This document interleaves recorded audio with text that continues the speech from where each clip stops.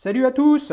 On se retrouve pour un nouveau Duel Time sur une marque qui est toujours pas passée sur la chaîne. Et oui, que de nouveautés ces derniers temps.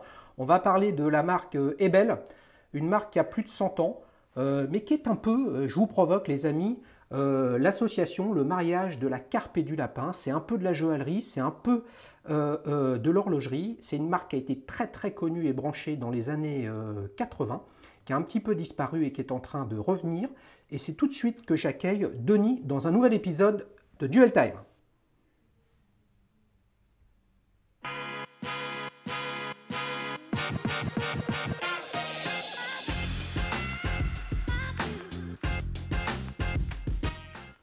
Salut Denis, Bonjour Xavier. ça va? Bien, merci, très très bien, merci de m'accueillir. Bah écoute, c'est moi, hein. Tu sais que tout le monde est le bienvenu sur la chaîne. D'où est-ce que tu es? Alors je suis à côté du Luxembourg en Moselle. D'accord, ok. Bon bah écoute, c'est sympa. Voilà. Tu sais l'intérêt de Duel Time, c'est d'accueillir des personnes qui ne sont pas en région parisienne, ou en tout cas qui n'y viennent pas, Ouais. ou qui ne viennent pas souvent, pour pouvoir enregistrer Petite Montre entre amis. Et donc ça permet de donner la parole à tous les Français, hein, quelles que soient les régions et les départements de France, et puis aussi les francophones qui sont dans d'autres pays du monde. Alors, tu as la lourde tâche, hein, de nous parler de ta Ebel qui est propulsée par un mouvement, un calibre mythique, qui est le calibre El Primero. Alors, est-ce que tu peux nous présenter rapidement cette montre, puis après tu nous racontes toute ton histoire. Qu'est-ce qui fait que tu l'as acheté? Bah alors donc c'est une donc voilà une Ebel El Primero 1911. Oui, Donc version on va dire un peu originale, c'est-à-dire dès le départ c'était la version que je recherchais parce que je voulais l'original de la version 1911 parce qu'ils ont fait avec des rééditions après et c'était pas la même chose. oui, Donc c'est or acier, donc c'est vraiment années 90 avec l'or et l'acier quoi. ouais, Et puis moi, je la trouve très élégante et puis je la trouvais assez jolie avec son fameux bracelet croco oui. et sa brillante assez imposante. Et puis je cherchais une première montre un peu voilà un peu habillée avec un mouvement un peu exceptionnel, un El Primero retravaillé par Rebel, donc un mouvement 134 chez eux. Voilà. Et donc je trouvais ça assez sympathique d'avoir un chrono de ce calibre-là comme premier chronographe officiel de ma collection, quoi. Tu l'as acheté il y a combien de temps? Ouh, ça fait tout juste 20 ans. Tout juste Waouh, 20 mais ans. attends, à peu de choses près, tu l'as acheté neuve? Presque, ouais. Ouais. Presque, ouais. En fait, c'était la personne l'avait acheté et puis bon, elle l'avait pas trouvé trop à son goût, elle s'en est vite lassée. Puis la personne avait un gros poignet et puis finalement il l'a vendu et puis moi je suis sauté dessus, quoi. Voilà. Ouais. Ouais, mais tu as vu, j'étais un peu provocateur, justement, pour te faire un peu, te faciliter l'expression. Je parlais du mariage de la carpe et du lapin, c'est-à-dire deux opposés. On a une montre chronographe avec des chiffres romains, avec des petites aiguilles plutôt habillées. On a de l'or, on a de l'acier, et puis à l'intérieur, il y a une bête de guerre en termes de mouvement. Qu'est-ce qui tu vois, qu'est-ce qui t'a amené à faire ce choix pour un premier chrono? Bah, en fait, c'était surtout le mouvement parce que voilà, je trouvais que bon le El Primero et puis bon aussi avec le prix que j'avais payé à l'époque, voilà, j'avais pas énormément d'argent quoi. Et puis bon, c'était une montre qui bah comme tu dis comme c'est le mariage un peu de tout ça bon, ça décotait pas mal. On va dire ça comme ça. Et je dis waouh, trouver un chrono avec un El Primero à l'intérieur etc., etc. Je dis oh, c'est quand même pas mal. Alors c'est vrai que l'or et l'acier tout le monde n'aime pas, mais c'est assez discret en fait l'or parce que c'est autour comme ça, c'est pas trop voyant quand on la voit dessus et tout, c'était assez discret. Et puis je la trouvais très très habillée, mais en même temps assez sportive, c'est-à-dire que voilà, c'est un peu, Ouais. c'est exactement comme tu l'as dit, il y a un peu un mix de tout quoi dans cette montre. C'est assez difficile à dire, mais elle m'a plu rien qu'en la voyant comme ça, je trouvais, wow, c'est quand même une belle montre. Et puis c'est vrai que bah, un mouvement quand même qui m'a pas fait défaut depuis, Oui. Ça bizarrement qui n'a pas veut été dire que tu révisé depuis. l'as, Pourtant je la porte. ouais, ça veut dire que tu l'as pas fait réviser depuis que tu l'as acheté il y a 20 ans? Non, jamais, même pas une fois et elle nickel encore. Ah, c'est super ça. Tu parlais du bracelet. Tu Oui, m'as envoyé ces très bonnes photos. C'est le bracelet d'origine? ouais, ouais. Tout est d'origine. D'accord. Et tu as une boucle déployante, alors pour ceux qui connaissent pas Ebel, qui est très Ebel, hein, avec ses vagues, qui fait partie Oui. de leur modèle peut-être phare, qui est la Ebel Sport Classique ou Classic Sport, je me souviens plus exactement du nom. Ok. Quelle taille elle fait là? Moi je l'ai noté en 39 mm. Hein? Ouais, ouais, c'est ça, je pense à 39 et demi, quelque chose comme ça, ouais. D'accord. Ok, mais Ça dépend pour la durée. est-ce que tu partages avec moi qu'il y a beaucoup des codes mécaniquement, on va dire, du sport, puisque c'est un chronographe, Oui. mais quand on regarde le cadran, bien qu'il y ait une échelle tachymétrique, on est plutôt dans quelque chose de super classique, quoi. Je fais que ces chiffres romains extrêmement fins, ces aiguilles toutes fines. Oui. Comment, si tu devais la qualifier avec un adjectif, Denis, ce serait quoi? Alors, en adjectif, je dirais plutôt surprenant. Bah, c'est pas vraiment un adjectif, mais je la trouve surprenante en fait. C'est-à-dire que elle est originale, mais en même temps, oui, voilà, c'est un mélange entre classicisme et sport, donc c'est assez spécial. Ouais. Et c'est justement le charme que ça lui fait, quoi. C'est sans être trop désuet, sans trop vintage. Je sais pas, c'est un truc qui fait que c'est un bon mélange entre différents adjectifs, on va dire. C'est un peu un milkshake Ouais. d'adjectifs qui fait que cette montre, elle est inclassable, à mon avis. Donc, je sais pas, les amis, si vous êtes d'accord avec moi, vous nous le direz en commentaire, mais j'ai le sentiment que inclassable, c'est peut-être plus représentatif que surprenante. Oui, voilà, je pense aussi, ouais. Exactement. Bah oui, qu'est-ce que tu veux? C'est ça, la carpe et le lapin, c'est inclassable en fait. On n'arrive pas à se dire qu'est-ce qui marie les deux.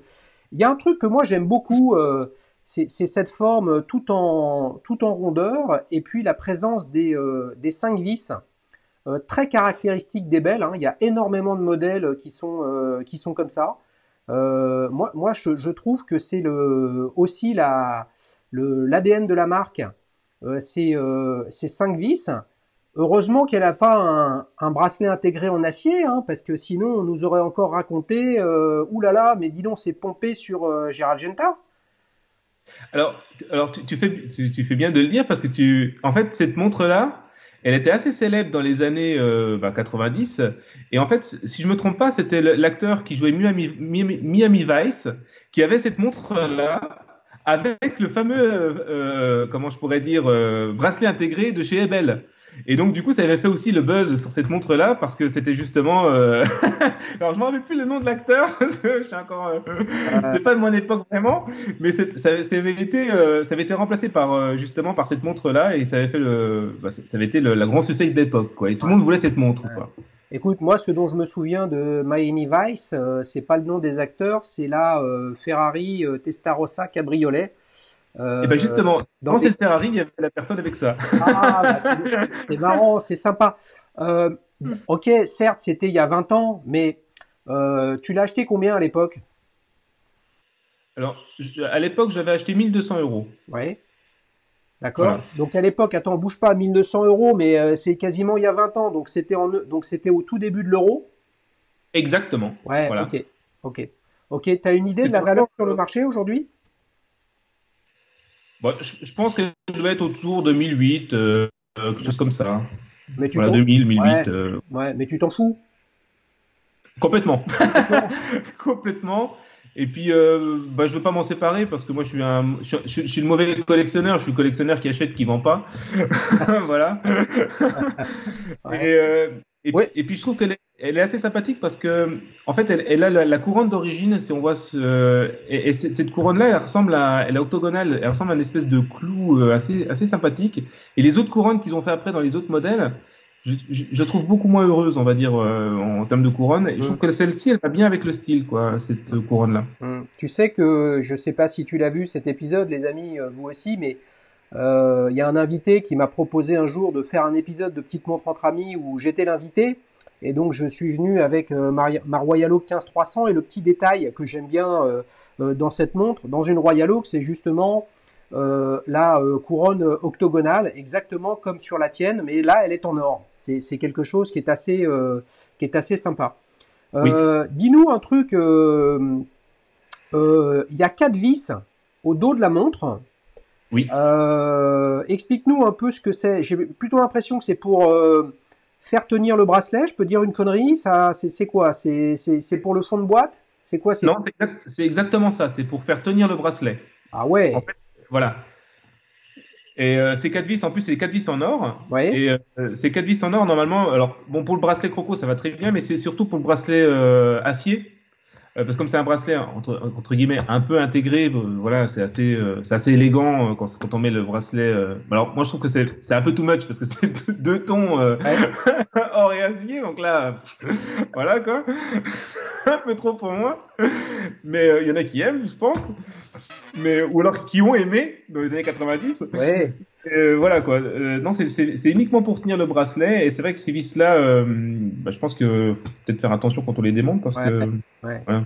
C'est clair. C'est clair, mais si t'as le bracelet encore d'origine de Nice et que tu l'apportes pas beaucoup, Non. ouais, tu l'apportes pas beaucoup. D'accord. Non, Pourquoi tu l'apportes peu? bah, parce que bon, comme bon, moi je le considère comme un petit peu une mamie quand même déjà entre guillemets. Ouais, Et puis, bon, puis j'ai d'autres montres. Et puis c'est vrai que moi, ce que j'aimais bien, c'était surtout l'aspect El Primero dans ce mécanisme-là. Alors, je l'apporte avec grand plaisir de temps en temps parce que je varie entre les différentes montres que j'ai.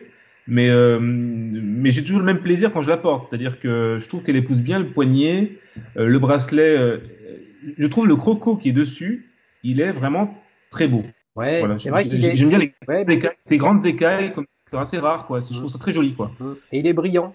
Il va bien avec la montre. Oui, Rapidement, parce que tu sais quand même que il faut que tu donnes envie aux abonnés de voter pour ton Ebel 1911. Après, je vais te présenter quatre autres montres. Il faudra que tu les départages, mais tu ne pourras voter que pour l'une des quatre montres, alors que les abonnés, vous pourrez voter pour l'une des cinq montres. Rapidement, qu'est-ce que tu as d'autre dans ta collection? Tu disais que tu es un mauvais collectionneur. Je ne sais pas trop ce que c'est un bon ou un mauvais, mais que t'achètes et tu revends pas. Donc, qu'est-ce que tu as à nous raconter? ben, en fait, moi, ce que j'aime bien dans les montres, c'est surtout comment je peux dire, les aspects un peu spécifiques de chaque type de montre. C'est-à-dire que moi, ce que je collectionne, c'est pas forcément que des montres par exemple, de sport, ou que des montres habillées, ou que des montres. J'aime bien un peu varier. Alors, soit la montre, elle a un petit truc dans le mécanisme, par exemple, Ouais. les Primero. Soit elle a un matériau un peu spécifique. Donc, par exemple, j'aime bien un peu les montres, soit en céramique, soit en carbone, soit Non etc. mais attends, tu es d'accord, mais nous ce qu'on veut c'est connaître les modèles, tu vois? Alors, par exemple, en modèle, ce que j'ai en carbone, c'est par exemple une Avenger de Breitling. Ouais, Donc là, c'est assez sympathique, c'est avec du bright light, c'est très léger, c'est sympathique, par exemple, ouais, comme type de montre. ouais. Après, en céramique, bon, bah alors après, on aime ou on n'aime pas, mais j'ai, comme c'est quand même le numéro un en céramique, alors j'en ai plusieurs, mais je trouve que celle qui est assez sympathique, c'est la Rado, la Ouais, Diastar de chez Rado. ouais, mais la vintage ou la récente? La Ah vintage. ouais, Rado, mais t'as vu que Rado c'est un peu comme Ebel, hein? Rado ils Exactement. étaient au top. Ebel, Rado, Hublot, à l'époque où ils faisaient Hublot les MDM, c'est-à-dire des montres vraiment très typées années 90, Oui. qui n'ont pas, je pense, aujourd'hui le charme désuet du vintage, mais qui vont pas tarder. Ça m'étonne pas ce que tu me dis là, avec une ébelle, radeau, bien sûr, toute noire, hein, un des tout premiers en céramique. Tu verras, je t'ai réservé, Denis, une petite surprise tout à l'heure pour le vote. Une petite dernière pour la route, justement, avant qu'on passe au vote. Alors une petite dernière. Alors après, ce que j'aime bien aussi, c'est les montres un peu plus aussi vintage, style Lip française. Oui. Donc avec des vieilles Lip Genève assez sympathiques, avec pareil un mécanisme, un vieux Vénus, donc des trucs assez sympas quoi. Voilà, les bracelets bien ajourés. Donc c'est La petite, vachement éclectique ce que tu aimes, quoi, hein. voilà, ouais, tout à fait. Ok, bah écoute, c'est super. Alors tu sais que maintenant, on va passer à la deuxième partie de cette émission, où là, l'idée, c'est de te faire réagir sur, comment dire, quatre montres que je vais te présenter. Et il faudra que tu nous dises précisément ta note de 0 à 10 sur chacune des montres et puis à la fin, celle pour laquelle tu votes. Vous, les abonnés, vous faites votre opinion sur chacune des montres, mais vous pouvez aussi voter pour la Ebel 911 chronographe de Denis. Donc, c'est parti pour le premier modèle que je te présente. C'est une Cartier Roadster XL chronographe. Donc, j'ai fait le choix de te présenter des montres qui ont plus ou moins de notoriété. Évidemment, Cartier, c'est un monument de l'horlogerie et de la joaillerie, mais qui sont toujours à la frontière du bijou, de la montre ou du bijou. Alors, qu'est-ce que tu en penses de cette Cartier Roadster XL? Alors, moi, je la trouve très sympathique, comme ça, en version tout acier, avec un petit peu la forme tonneau. Je trouve elle est sympa. Après, c'est peut-être cette forme-là qui est assez spécifique. Donc, on aime ou on n'aime pas cette forme-là. Moi, j'aime bien, mais je suis pas 100% fan, quoi. On va dire ça comme ça. Ouais, donc la forme tonneau, comme ça, c'est pas ton truc. Non, non, c'est un peu trop tonneau, on va dire. Ouais. Voilà. Mais tu as vu quand même que c'est un chrono avec des chiffres romains et avec 4 vis Ouais. pour tenir le bracelet. On est quand même pas loin de ton ébelle. Exactement. Ouais, non, c'est vrai que ça ressemble, à part le côté tonneau, je l'aime bien parce que je trouve qu'elle est, exactement, elle est assez classe. Je pense qu'elle peut bien se porter aussi avec soit un smoking ou éventuellement, avec un polo, etc. Donc, non, Ouais, je pense que c'est une montre qui est assez aussi polyvalente et qui, ouais, du bon d'accord, quartier, voilà, c'est quartier, d'accord. quoi. Et tu lui mets combien alors à cette Cartier, là, 0 à 10, tu lui mets combien? Ah, je lui mettrais, on peut faire 6,5. Ah écoute, je sais bien qu'il n'y a jamais de règlement dans mes quiz ou dans mes trucs. Bon, bah 6,5 sur 10. Ok, alors, deuxième montre.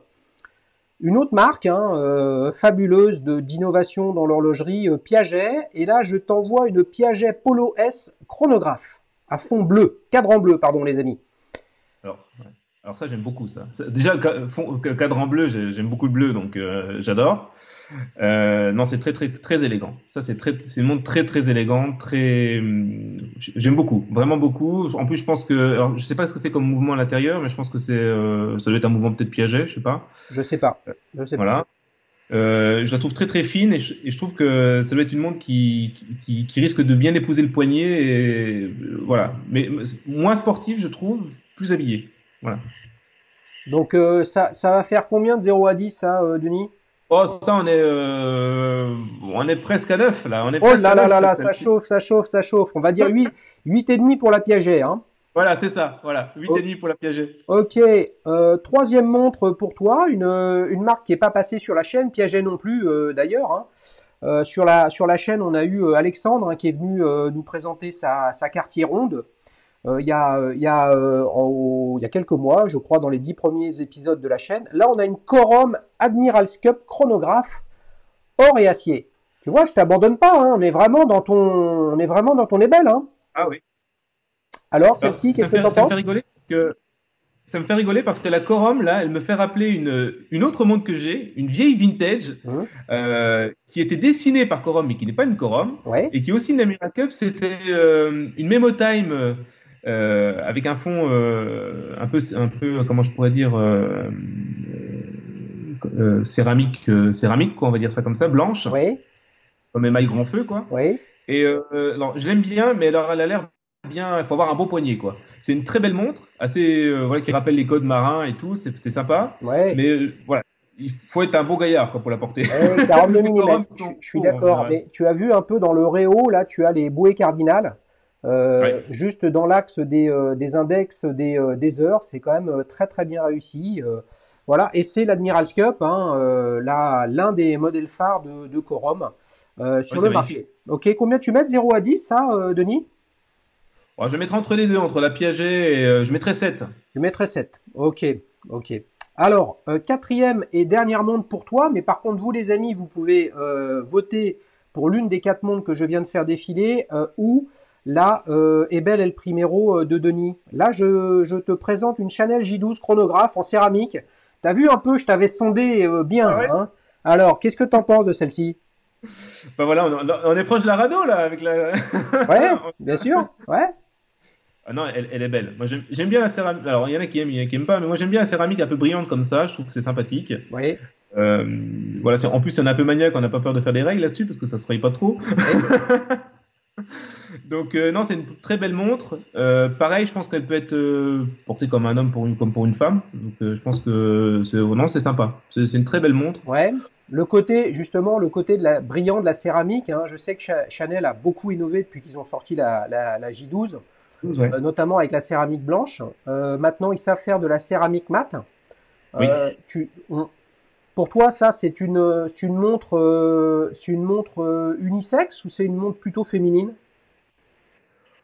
Bon, en noir comme ça, je dirais plutôt unisexe. Après, ils l'ont fait en grise. Ils l'ont fait en grise assez sympathique, un Ouais. gris, Ouais. voilà. Et là, plutôt masculine là, en Ouais. grise. En noir comme ça, brillant comme ça, plutôt femme, homme. Ouais. À voir. Alors, les amis, si vous Bon, voulez en savoir plus sur la Chanel J12, on a un super épisode avec Pierre, hein, qui vient nous raconter son histoire avec un chronographe J12 qui a été fait en partenariat avec le carrossier italien Superleggera, justement avec l'utilisation d'aluminium dans le bracelet et dans la boîte. C'est quelque chose qui est intéressant. Les amis, on va passer. Qu'est-ce qui va se passer? On va passer au vote, hein. Donc, pour les abonnés, bah, je remontre la Ebel El Primero de notre ami Denis. Par contre, lui, Denis n'a pas le droit de voter pour cette montre. Denis, après, tu as la Cartier Roadster XL, un gros chronographe en 43 mm. J'ai pas le sentiment que tu vas voter pour celle-ci. La Piaget non. Polo S chronographe. La Corom Admirals Cup chronographe également en 42 mm. Et on termine avec la Chanel J12 chronographe en céramique 41 mm. Alors, quel est ton vote? Tu votes pour quoi, Denis? Si j'avais le choix, je pense que je prendrais la Piaget. Si tu as le choix, tu peux prendre la Piaget? T'es sûr de Voilà, ça? ouais. Ouais, sûr, ouais, sûr. T'es sûr de ça? Eh bien, écoutez, les amis, Ah, voilà, 100%, ouais. on sort la petite coupe du winner sur la Piaget.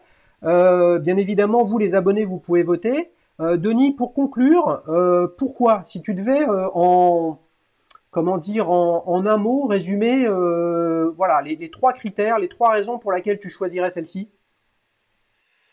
Bah, déjà, c'est une marque plutôt sérieuse. En plus, un peu confidentielle, donc du coup, pas trop de tape à l'œil.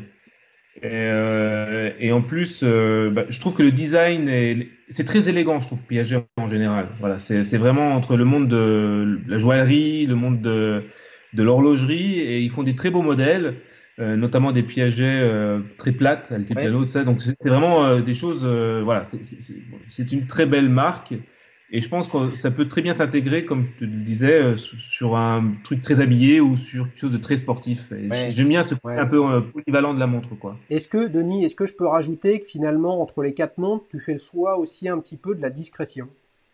Voilà, c'est ça. Ouais, c'est très Ouais. je trouve que c'est discret et en même temps on se fait plaisir en portant ça parce qu'on sait que c'est des mouvements qui sont très bien travaillés. Voilà, c'est quelque chose pour soi, quoi. Voilà, c'est D'accord, une très belle montre pour soi, quoi. d'accord. Écoute, c'est super, Denis. Je vais te confier le mot de la fin. Qu'est-ce que tu as envie de raconter à nos amis abonnés? T'es content d'être venu? Qu'est-ce qu'on peut dire? Ah bah c'était excellent, une excellente expérience. J'ai beaucoup aimé. En plus c'est super de le faire par caméra comme ça quand on peut pas, quand on est un petit peu loin. Ouais, Donc du coup partager toujours autour d'une montre et ou de différents modèles, c'est toujours très agréable et très sympathique comme concept. ouais, mais alors quand est-ce que tu viens à Paris, Denis, pour qu'on puisse faire un épisode de Petite Montre entre amis digne de ce nom? Bah, j'espère rapidement comme ça au Ah, moins. ouais, bon, bah écoutez, Chez les montres. c'est super. Les amis, si vous avez envie de participer, vous savez ce que vous avez à faire. C'est pas très compliqué, hein.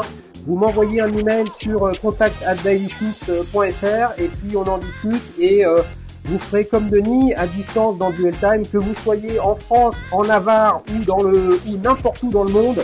On peut faire un Duel Time. Sinon, tout ça se passe à Paris pour Streetwatch ou Petite Montre entre amis. Allez, à bientôt. Salut Denis, merci beaucoup. Merci, au revoir. Merci.